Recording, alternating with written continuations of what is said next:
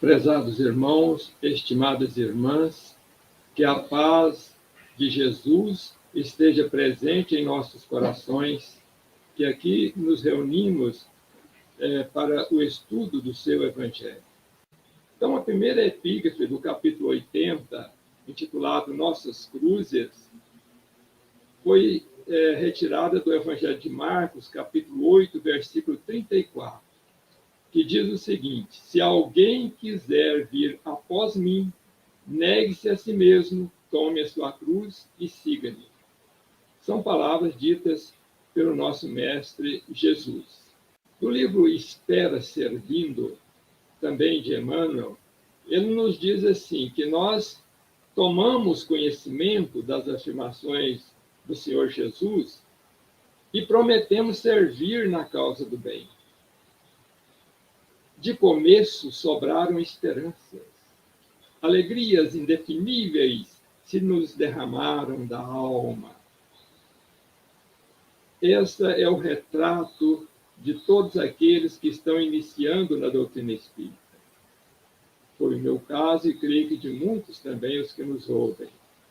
Chegamos à doutrina espírita muitas vezes batidos pelas dificuldades, pelas provações e pelas dores, ou excepcionalmente também chegamos atraídos pelo amor de Jesus.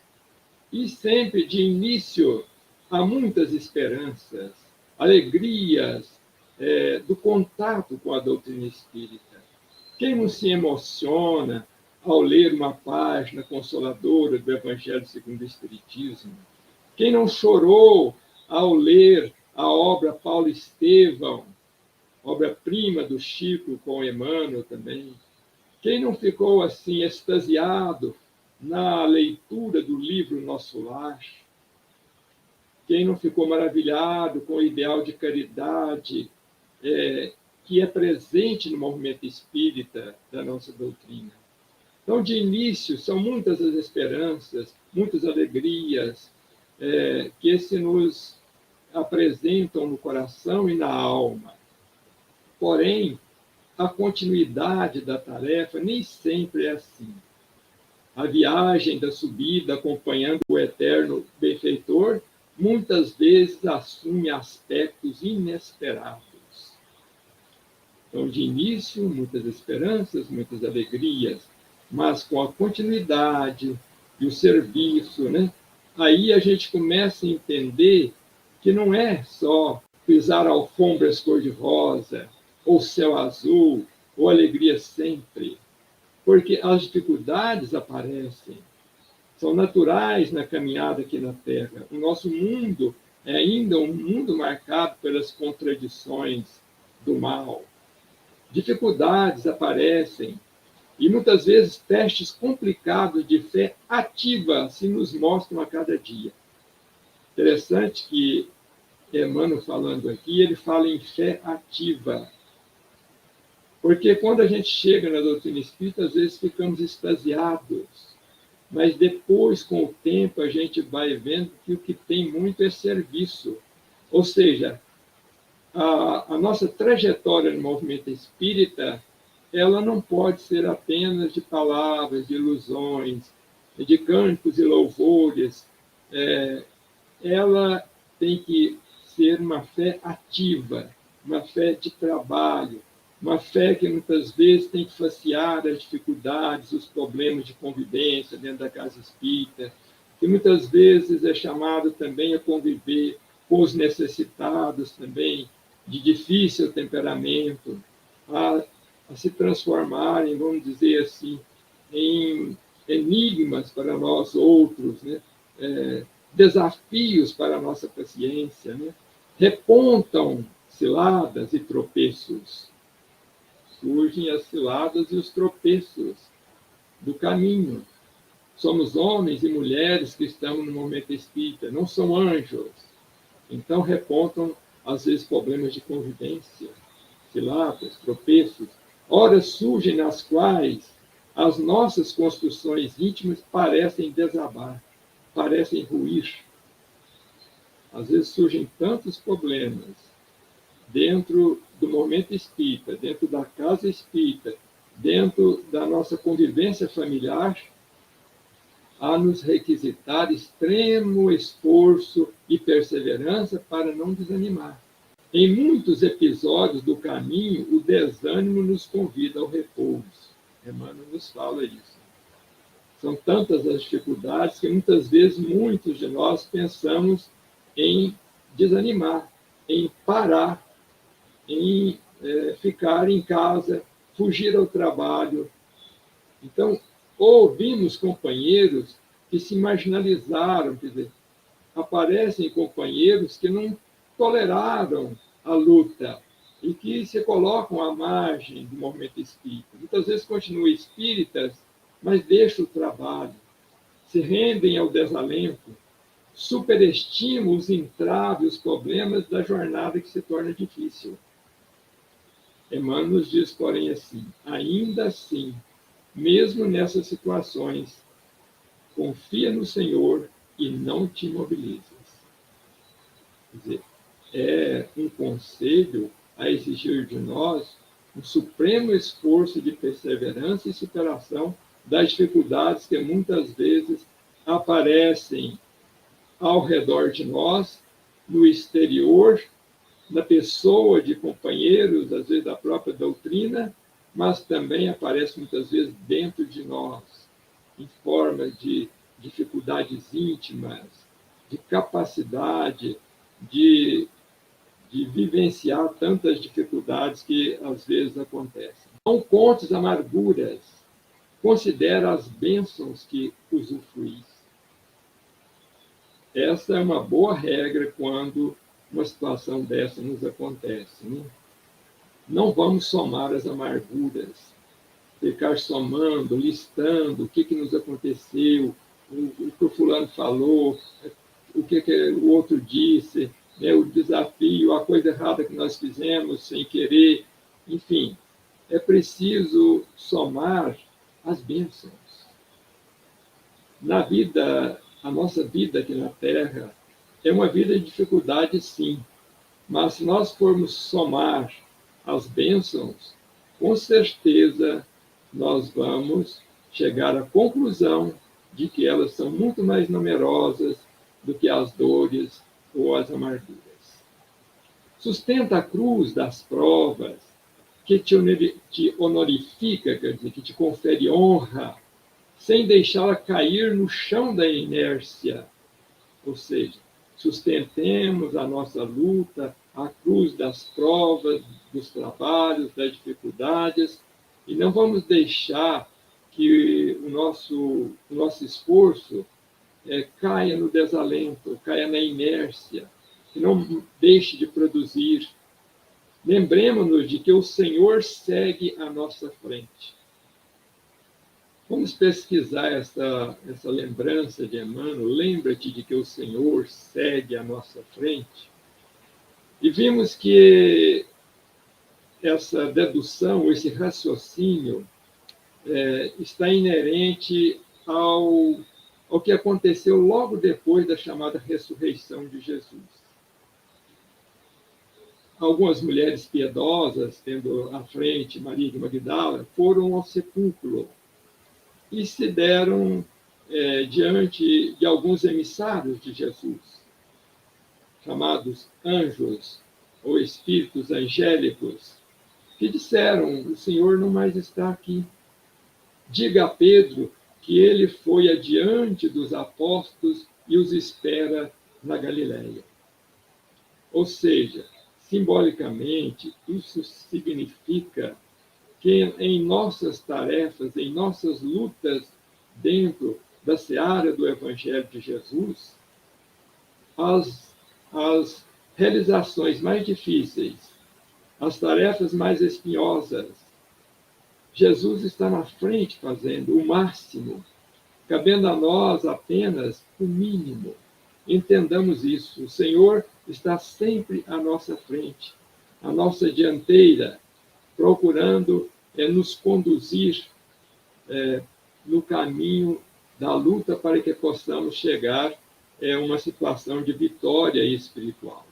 Então, o Senhor estava à frente dos apóstolos da Galileia, Neste momento, os apóstolos estavam todos indecisos.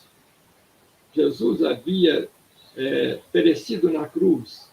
Havia muitas dúvidas sobre como ficaria o movimento cristão daí para frente. Mas eis que ele ressurge do túmulo e diz aos apóstolos: estou à frente de vocês, vou à frente a Galiléia. Depois, é claro que os apóstolos retornaram à Galiléia, né, bucólica, de 2000 anos atrás, onde reencontraram com Jesus e refizeram o movimento cristão em novas bases. Receberam orientação espiritual de Jesus para prosseguir, como realmente prosseguiram na tarefa cristã.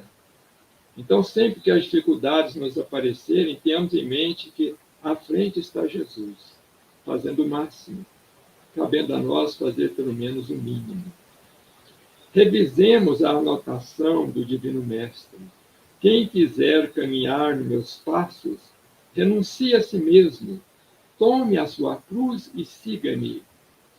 São palavras tocantes de Jesus. Né? Quem quiser caminhar nos meus passos, renuncie a si mesmo, tome a sua cruz e siga-me. Mas qual será e como será a cruz que há de pesar em nossos ombros? Né?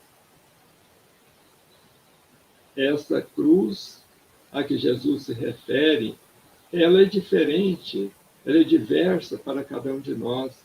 Cada um tem um problema, uma dificuldade, um ponto nevrálgico, uma dor, uma situação de luta, de desafio.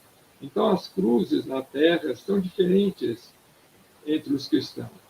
Mas seja ela qual for, lembremos-nos de que o Cristo de Deus nos aguarda à frente, no monte da vitória e da redenção, esperando que, porém, que nós tenhamos suficiente coragem para abraçar o heroísmo oculto na fidelidade aos nossos próprios deveres até o fim. Refere-se o mentor espiritual aqui ao heroísmo oculto na fidelidade aos nossos próprios deveres até o fim. Para que nós possamos chegar depois, quem sabe, na espiritualidade, em outras vidas, mais à frente, ao monte da vitória espiritual e da redenção de nós mesmos. Mas que heroísmo oculto é esse? É o heroísmo desconhecido. É o heroísmo que ninguém vê. São as tarefas, muitas vezes, humildes que ninguém vê. Sem dúvida nenhuma, nós temos no mundo os heroísmos públicos dos grandes luminares da humanidade. Consultando os anais da história, nós vamos encontrá-lo na pessoa de inúmeros benfeitores, que são como clarões, faróis, a ir à frente da humanidade, clareando os caminhos dos homens. Quem não se lembrará de um Sócrates, o grande filósofo grego, condenado à morte, bebendo cicuta, sob a acusação falsa de que ele pervertia a mocidade do seu tempo. Quem não se lembrará de um São Francisco de Assis, a grande luz da Idade Média, que deixou a casa paterna de riqueza e de facilidade para ser o monge da pobreza, dando aquele exemplo de amor, inclusive de amor à natureza. Irmão Sol, irmã Lua, são palavras suas, né? E ele é assim, então, um patrono das causas ecológicas dos dias de hoje. Madre Teresa de Calcutá, a religiosa que devotou toda a sua vida ao povo pobre da Índia, um exemplo maior de caridade e desprendimento, influenciando outras e outras irmãs a se dedicar ao mesmo trabalho de socorro aos menos favorecidos. Também, como não se lembrar de Mahatma Gandhi, o grande indiano, que com seu trabalho de não violência pôde libertar o povo indiano do domínio inglês, e que acabou sendo morto, assassinado, por um próprio companheiro de religião, da sua religião, o hinduísmo, que não concordava com o seu posicionamento de respeito e de convivência pacífica entre todas as religiões.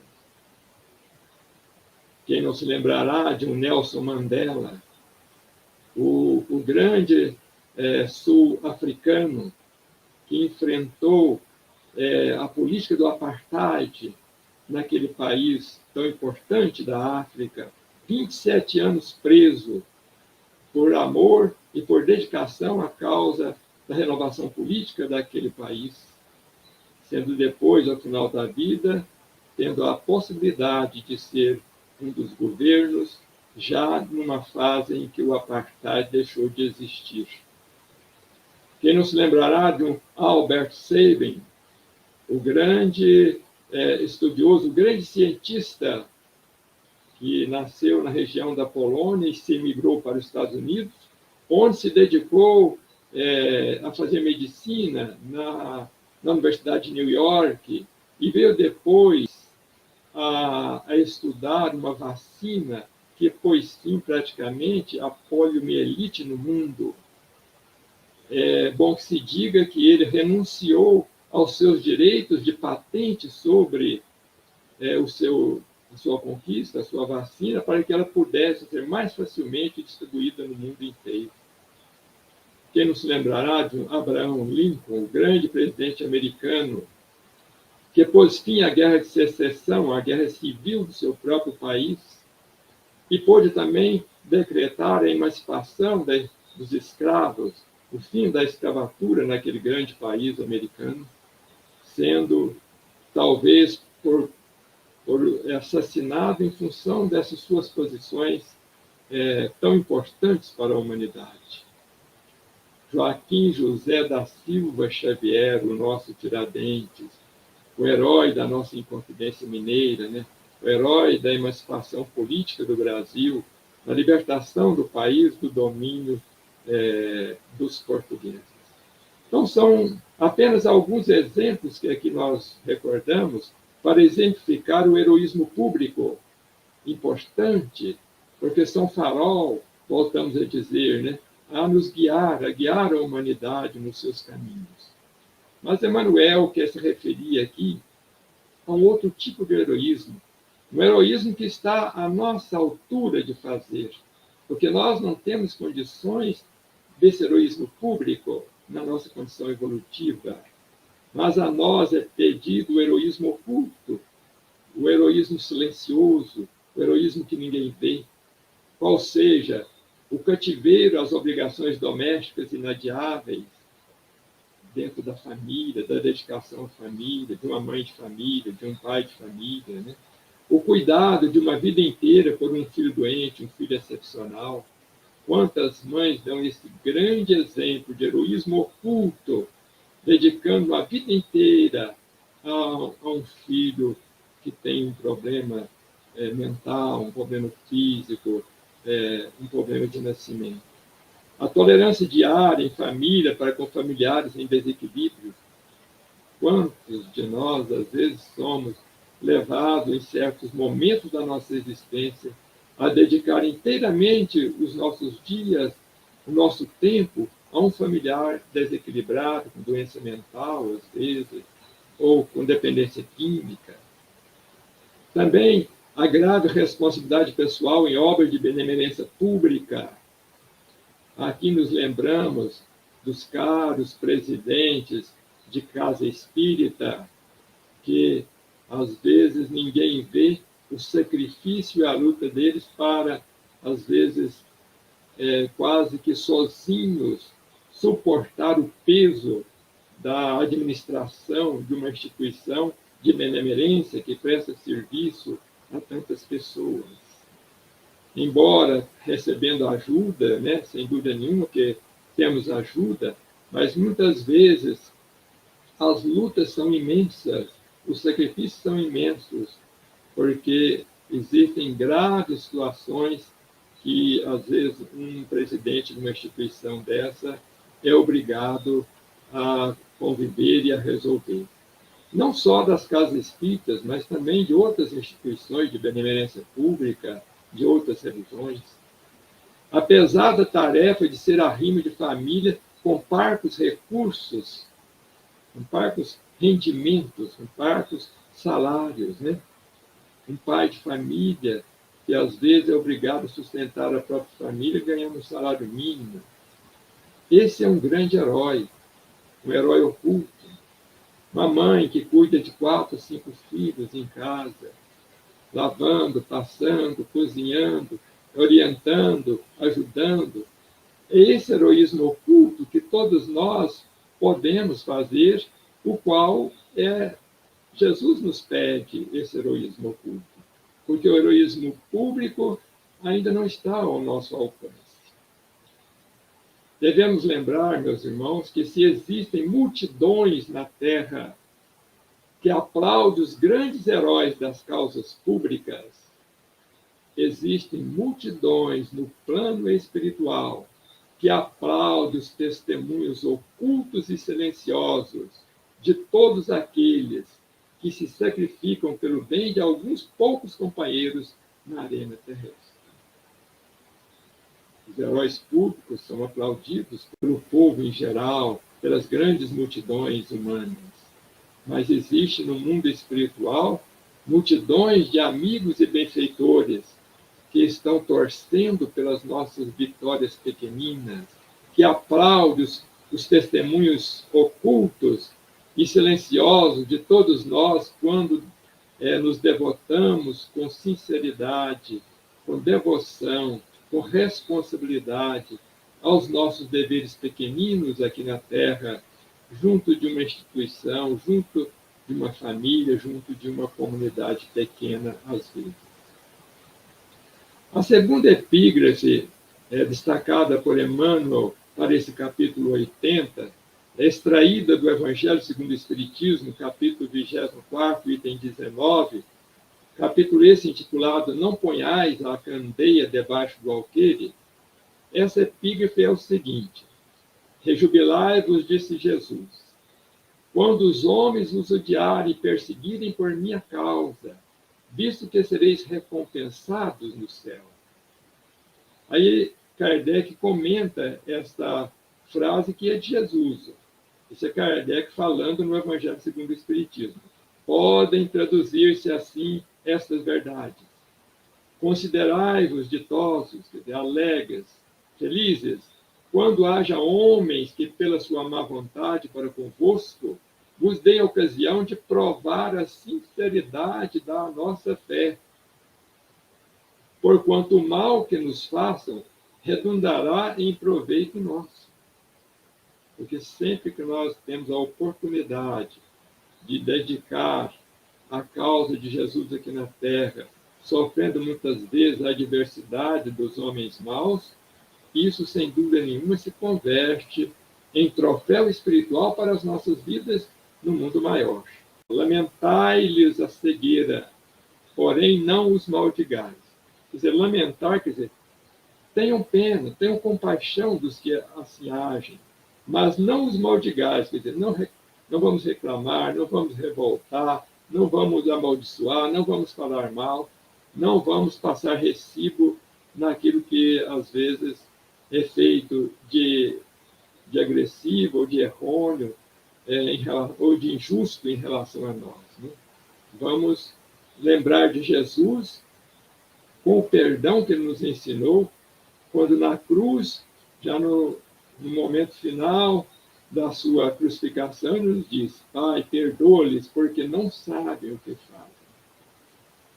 Os que nos agridem, os que se tornam inimigos, por exemplo, da causa do Evangelho, do Espiritismo, são companheiros que não sabem o que fazem.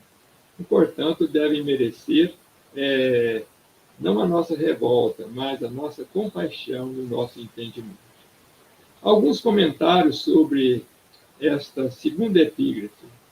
O problema das bem-aventuranças exige sérias reflexões, antes de interpretado por questão certa ou clara ou líquida dos bastidores do conhecimento. Jesus proferiu as bem-aventuranças.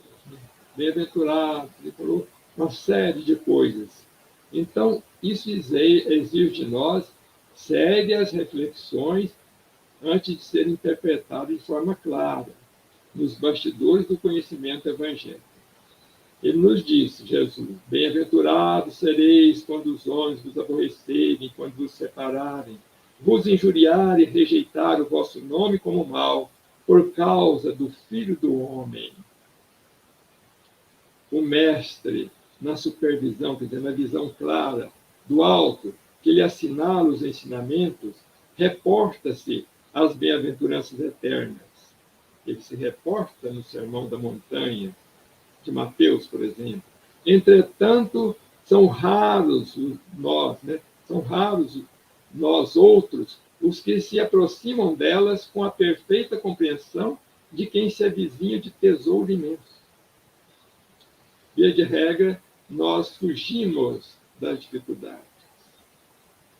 Não que a gente deva estar procurando dificuldades com as próprias mãos, mas quando elas nos aparecem, não é prudente fugir delas. Lembremos que Jesus disse, bem-aventurados sois vós, quando os homens os aborrecerem, quando vos separarem, vos injuriarem, e rejeitar o vosso nome como mal, por causa de mim, por causa de Jesus.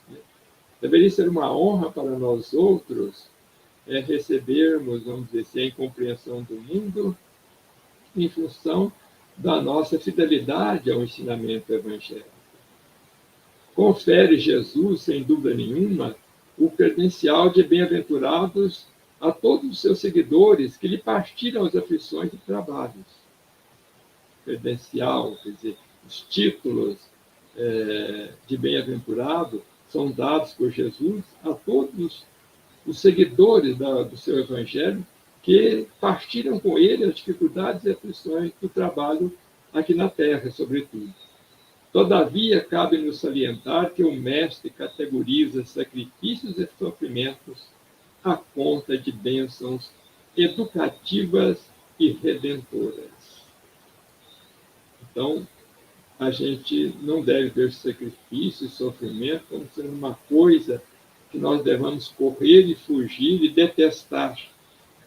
São bênçãos educativas e redentoras para a nossa vida. Surge, portanto, concluindo, o imperativo de saber aceitá-los, quer dizer, aceitar os sacrifícios e sofrimentos que, porventura, venham bater a nossa porta como contingência natural da nossa vida, que estamos aqui em provas e expiações no planeta terreno. Vejamos agora a dissertação propriamente dita de Emmanuel para esse capítulo 80, Nossas Cruzes, que é o título do capítulo. Ele começa dizendo, julgávamos antigamente que nossas cruzes, as que devemos carregar ao encontro do Senhor, se constituíam unicamente daquelas dos exercícios louváveis, mas incompletos da piedade religiosa. Então, que são exercícios louváveis, mas incompletos da piedade religiosa que Emmanuel está querendo dizer aqui. Esses exercícios louváveis, mas incompletos de piedade religiosa, nós devemos entender como sendo aquilo que nós fizemos até ontem no seio das religiões tradicionalistas, às vezes, que, de certa forma, muitas vezes, deturparam o sentido e a essência do cristianismo. Umas penitências vãs, martirizar o próprio corpo, achando que isso vai lhe dar evolução espiritual. Os cilícios e mortificações sem objetivo prático. Você coloca alguma coisa no seu corpo, amarrado, furando, vamos dizer assim, a sua pele, e você permanece com aquilo um dia inteiro como penitência. Que valor tem isso? Qual o objetivo disso, né? As orações também repetidas em horários convencionais são exercícios de piedade religiosa, em que muitas vezes nós participamos disso, quando em outras religiões do passado porque nós vivemos muitas vidas em que se dedica a certas orações em determinados horários, ou por um tanto tempo, ou com repetições tais e quais, né? As posturas e reverências físicas sem participação do sentimento. Às vezes tem que orar ajoelhado, outra hora em pé, outra hora deitado, às vezes com o rosto virado para determinado ponto cardial do planeta. São posturas e reverências físicas que são louváveis, porque toda religião deve ser respeitada, e respeitável é realmente, mas que não tem para nós, cristãos da atualidade, que estamos na doutrina espírita, um sentido prático e verdadeiro. O Jesus do corpo e não da alma. Por que martirizar o próprio corpo, deixando de se alimentar corretamente, e não fazer o jejum do nosso orgulho, da nossa vaidade, dos nossos vícios, né? Uma outra espécie de exercício de piedade religiosa, louvável, mas incompleta, foi a reclusão e isolamento em lugares ermos ou isolados do público. No livro Caminho da Luz, Emmanuel, traçando um perfil da história do cristianismo nascente, percebe-se ali que, logo já no segundo século, houve, por parte dos primeiros cristãos, infelizmente, esse erro de se retirar para os lugares ermos, de fugir das grandes cidades, para se refugiar em montanhas ou desertos, longe de todos, no pretexto de, assim, conseguir mais ampla condição de evolução, condição de granjear as benesses do alto, ou granjear a possibilidade de chegar a um céu de beatitudes após o desencarne, né? Ele nos diz, inclusive, que por esta época do século II, chegou a existir na grande montanha da Nítria, no Egito, mais de 30.000 anacoretas, que eram ermitãos, ou eremitas, ou monges, que saíram dos grandes centros e se refugiaram nessas montanhas, nesses desertos, fugindo do contato com o povo, como se isso fosse algo a ser feito, uma vez que Jesus tinha convivido diariamente com o povo. Então, são erros desses exercícios de piedade religiosa, que depois acabou se estabelecendo ainda mais na Idade Média, com os grandes conventos, os grandes mosteiros, onde inúmeros cristãos, monges e monjas, se refugiavam, fugindo do mundo, no pretexto de estar alcançando, vamos dizer assim, as possibilidades do céu. Então, é isso que ele está se referindo aqui, quando ele fala de exercício de piedade religiosa. Perdemos, em parte, muitas reencarnações, hipnotizados por esse sentimentalismo enfermiço, ilhando-nos, quer dizer, isolando-nos sem perceber, nas miragens da própria imaginação. Imaginar que nós iríamos para o céu assim fazendo, para esbarrar depois, em seguida, com os pesadelos do tempo largado e inútil. Já tive a possibilidade de ouvir, em reuniões mediúnicas, alguns companheiros, poucos exemplos, porque já esses costumes vão deixando de existir, mas tive a oportunidade de ouvir alguns companheiros que se manifestaram dizendo, vamos dizer assim, da sua decepção por ter se isolado do mundo, ao invés de trabalhar no mundo pelo bem do mundo, né? O jejum e a oração ensinados por Jesus, que são importantes às vezes quando reclusos, mas ele é muito mais importante junto do mundo, junto dos seus problemas do mundo, junto das pessoas, das populações, às vezes, sofredoras do mundo.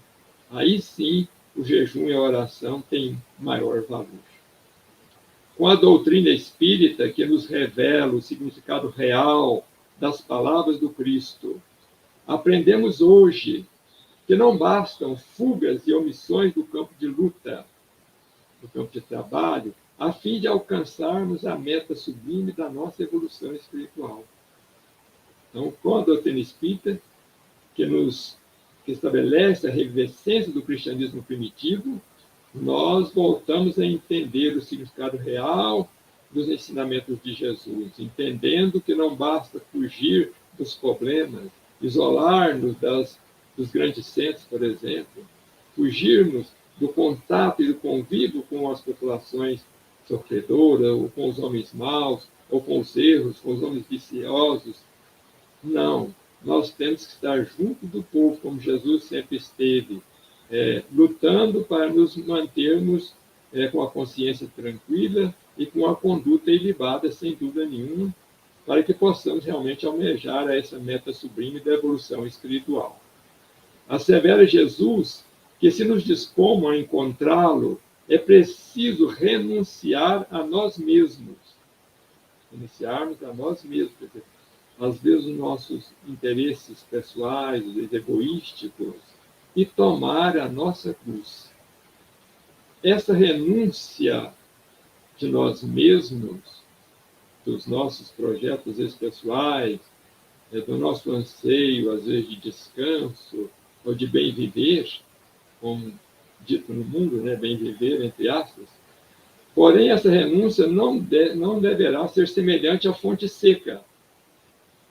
Não adianta eu renunciar ao contato com o mundo,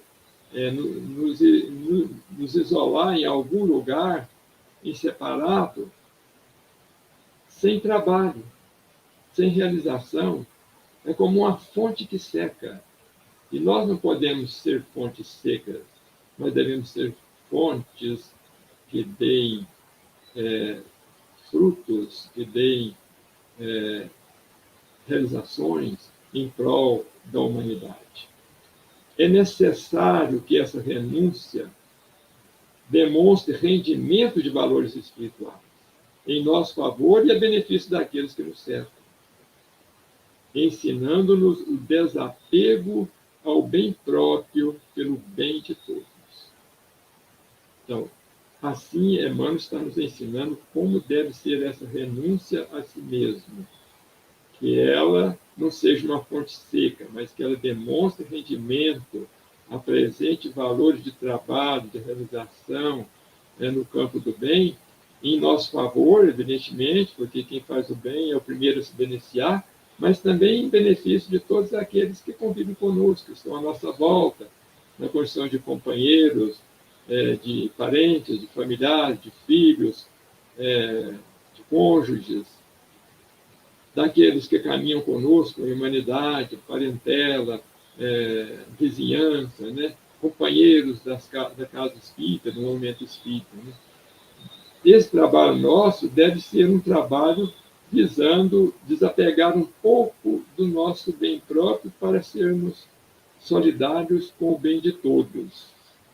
A face diz que, diante dessa situação aqui colocada, aí Emmanuel vai definir as nossas cruzes. Nossas cruzes incluem todas as realidades que o mundo nos oferece, dentro das quais realidades somos convocados a esquecer-nos na construção da felicidade geral. Diante desse nosso raciocínio, entendamos que as nossas cruzes, a que Jesus se referiu, tome a sua cruz e siga-me, ela está inserida nessas realidades do nosso dia a dia. Realidades essas, dentro das quais nós somos chamados a trabalhar pela construção da felicidade geral, muitas vezes esquecido dos nossos próprios interesses, os nossos próprios anseios, às vezes, de descanso. Os fardos que nos cabem transportar, a fim de que venhamos a merecer o convite do Mestre, basta às vezes contém. Esses fardos, essas dificuldades a que nós estamos inseridos aqui na Terra, as nossas cruzes, que variam de pessoa para pessoa, basta, às vezes, elas contêm o quê? Aqui ele vai exemplificar, na condição de professor, que é Emmanuel, né? ele vai nos exemplificar, nos dizendo que são essas cruzes, né, em geral. As dores das grandes separações, que é uma delas. Muitas vezes nós somos separados dos nossos entes queridos por circunstâncias, às vezes, né, que nós precisamos aceitar. São companheiros que decidem, às vezes, se afastar de nós para viver uma experiência pessoal diferente. Filhos que, às vezes, vão viver em outros países e os pais ficam saudosos aqui no Brasil, incapazes de poder acompanhá-los, por exemplo. Isso é apenas um exemplo, mas são todas as situações de separação que venhamos a envolver significam cruzes. As farpas do desencanto. Muitas vezes nos desencantamos com alguém, com alguma pessoa, com algum companheiro, mas esse desencanto faz parte da luta aqui na Terra. Em muitos casos, esse desencanto, mais à frente, nós vamos ver que ele foi benéfico a nós, porque às vezes ele nos tirou de uma situação difícil que foi evitada pelo nosso desencanto. Então, são coisas da vida que nós devemos saber aprender a vivenciar. As provações em família, quem tem família sabe o quantas provações nós estamos sujeitos, né? Os sacrifícios mútuos, aqueles que ninguém vê, o heroísmo oculto aqui, que falamos antes, né? Em que os entes amados nos pedem, às vezes, largos períodos de aflição e de devotamento a eles. Pais e mães da Terra têm conhecimento de sobra dessas situações, em que, em inúmeros casos, nós somos chamados a grandes períodos de aflição para sustentar o equilíbrio familiar. Os desastres do plano físico que nos cortam a alma, os desastres do plano físico, mortes prematuras, jovens que desencarnam quando menos esperavam, a separação de um esposo, de uma esposa amada, ou vice-versa. São esses desastres do plano físico, acidentes os quais nós não esperávamos e que levam pessoas que nós convivíamos e que tinham um grande amor, nos quais nos escorávamos, às vezes, em nossas lutas, que, de repente, por um desastre, é chamado de volta ao plano maior. O abandono, às vezes, daqueles mesmos que nos baseavam todas as esperanças. Quantos casos de abandono, às vezes, não acontecem? Esposo que abandona a esposa com muitas crianças, filhos que abandonam pais idosos em condição de sobrevivência, pais que abandonam filhos quando mais precisavam da sua orientação. Então, são situações que nós, às vezes, estamos sujeitos aqui na Terra e que representam as nossas cruzes. Também o cativeiro a compromissos pela sustentação da harmonia comum. Então, cativeiro, quer dizer, nós somos aprisionados a certos compromissos e dos quais nós não conseguimos nos afastar, porque de nós depende a permanência naquele compromisso para que a harmonia se faça em favor de uma instituição, a favor de uma família, em favor de uma comunidade, né? As tarefas difíceis em cuja execução quase sempre somos constrangidos a marchar aguardando debalde o concurso alheio. Muitas lutas, por exemplo, instituições cristãs, instituições espíritas, instituições de benemerência pública, em que diretores são obrigados e constrangidos, né, a grandes sacrifícios, lutando quase que sozinho para dar conta de tudo, aguardando debalde um concurso que às vezes, uma colaboração que às vezes não acontece como deveria ser. Isso também faz parte das nossas provações terrenas, das nossas cruzes.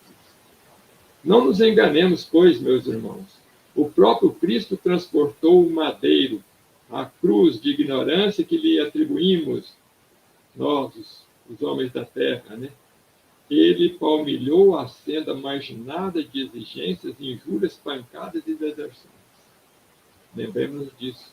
O próprio Jesus caminhou na terra numa senda marginada, não de flores ou de aplausos, mas de injúrias, de exigências, de pancadas, né? Foi o caso da crucificação, e da deserção dos próprios discípulos. Né? Ninguém abraça o roteiro do Evangelho para estirar-se em redes de fantasia. Essa é interessante. Muitas vezes chegamos, como eu disse de início, né, no momento espírita, entusiasmados, vibrando de alegria com a excelência da literatura espírita. No entanto, no decorrer da vida, os problemas vão acontecendo, as lutas vão se dando, e a gente percebe que nós não estamos no Evangelho para ter uma vida de férias, né? De sombra e água fresca. Lembremos apenas alguns casos para exemplificar isso aqui. O Chico, por exemplo, aos 5 anos, se tornou órfão de mãe e foi entregue pelo pai para uma madrinha que o surrava todo dia.